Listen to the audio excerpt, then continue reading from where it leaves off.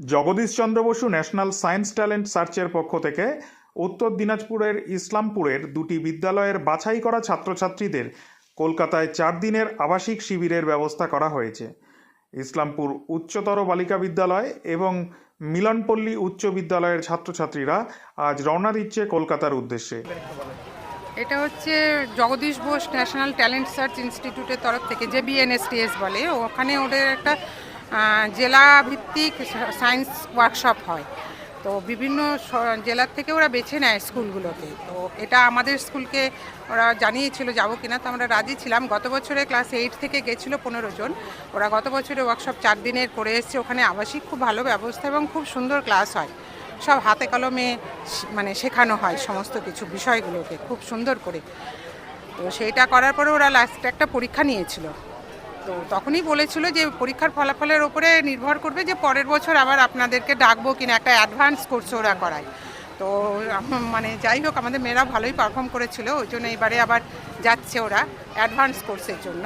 এর জন্য কি কোনো কোর্স ফি নেওয়া হবে? কিচ্ছু নেওয়া হয় না, ওদের সমস্ত কিছু মানে একদম বাড়ি থেকে বাড়ি পর্যন্ত সমস্ত কিছু বেয়ার করে। যে বিএনএসটিএস ট্রেন ফেয়ার বলুন, ওখানে ওদের স্টেশনে গাড়ি থাকে, নিয়ে যায়, থাকার ব্যবস্থা, খাওয়া দাওয়া, মানে সবটা খুব সুন্দর অ্যারেঞ্জমেন্ট।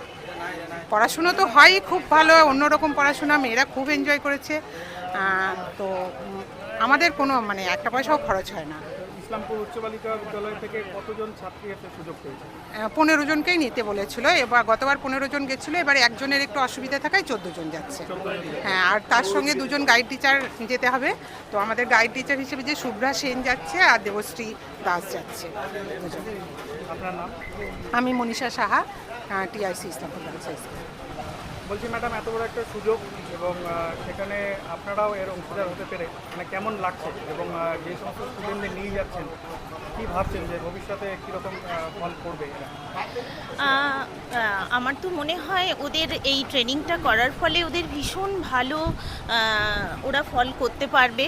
কারণ ওখানে সকাল 10টা থেকে বিকেল 5টা অবধি ট্রেনিং চলে। তাতে ওখানকার বিভিন্ন স্কুলের সব বিখ্যাত শিক্ষক শিক্ষিকারা আসেন, অনেক সময় কলেজের প্রফেসররাও এসে ওদের ক্লাস নেন। তো এতে ওরা খুব ভীষণভাবে উপকৃত হবে। এই 4 দিনের প্রোগ্রাম ভীষণ ভালো হয় ওখানে। আপনার নাম? আমার নাম শুভ্রা সেন, ইসলামপুর গার্লস স্কুল। বলছি ম্যাডাম, এই যে টোটাল ট্রেনিংটা 4 দিনের হবে, তো আপনাদের স্কুলেও কি এরকমভাবে কোনো রকম ট্রেনিং হয়েছিল? না, স্কুলে তো এভাবে হয়নি। গতবার শুভ্রা এবং মনীষাদি গিয়েছিল, আমি যাইনি গতবার। এটা আমারও একটা অভিজ্ঞতা মেয়েদের সঙ্গে সঙ্গে। আমার প্রথমবার। তো দেখি, মানে ওনাদের শেখানোর ধরনটা দেখে আমিও যদি স্কুলে কিছুটা প্রয়োগ করতে পারি তাহলে ছাত্রীরা উপকৃত হবে, আমারও ভালো লাগবে, আমারও একটা নতুন অভিজ্ঞতা হবে। আপনার নাম? আমার নাম দেবশ্রী দাস। তোমার নাম? গার্গী রায়। তুমি তো এবার দিয়ে দ্বিতীয়বার যাচ্ছ, তাই তো? হ্যাঁ, তো কেমন লাগছে?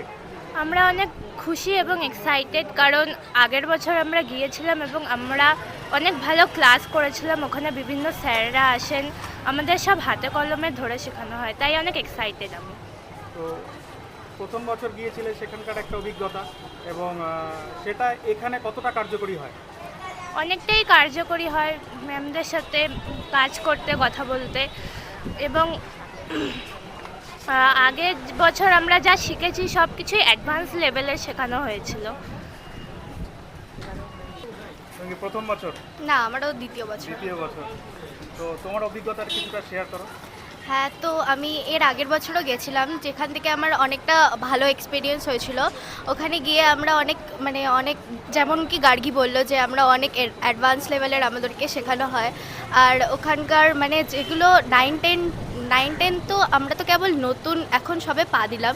যারা 11-12 যে দিদিগুলোকে যে প্র্যাকটিক্যালগুলো শেখানো হয়, যেগুলো আমরা কখনো দেখিও নি, ওগুলো আমাদেরকে ওখানে শেখানো হয়।